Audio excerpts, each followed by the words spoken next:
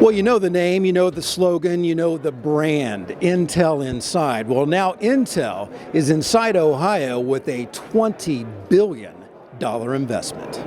Ohio, you were built for Intel. January 21st, 2022.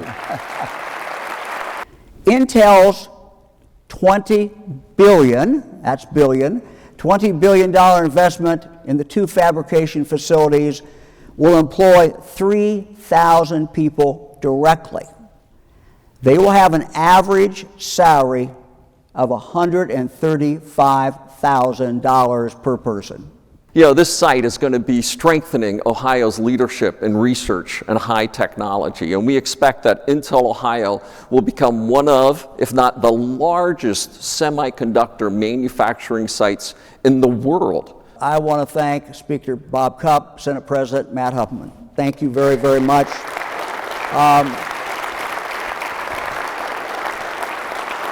They were instrumental in passing legislation this past summer.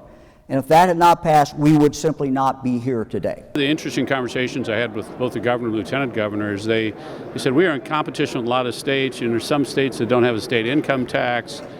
And they both kind of looked at me and said, in the end, we really can't put our finger on one thing. And I think part of it is a trust in the people that they were talking to, great workforce and all of that.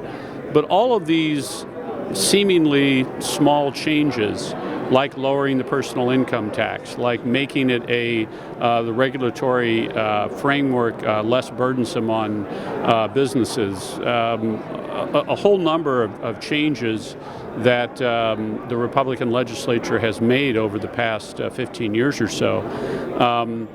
You know, they don't all bubble to the surface right away, but they are really part of the underpinnings of what's happened today. Well, it was an honor for myself and for Senator Peterson to work on that language. We had a standalone bill previously. We heard from Jobs Ohio and our partners that was one of the key components to being able to attract business and really grow Ohio's economy. I think we've turned the corner.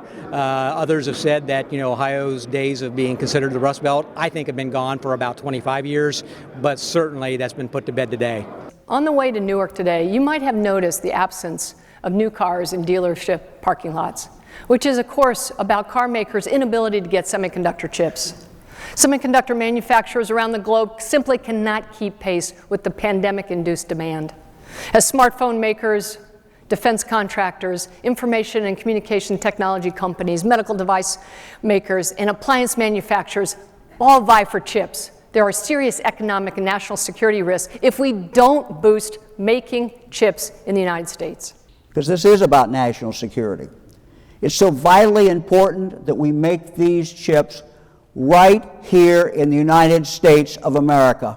The Silicon Heartland becomes, of course, the center of Ohio. 10,000 jobs total, including construction jobs with the Intel investment of $20 billion, 3,000 full-time Intel jobs when the plant comes online. Actually, two plants come online in 2025. For the very latest from the Ohio Senate, make sure you tune into our social media channels. That's at Ohio Senate GOP.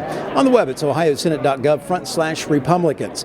From the Silicon Heartland in Licking County, Ohio, I'm John Fortney for the Ohio Senate.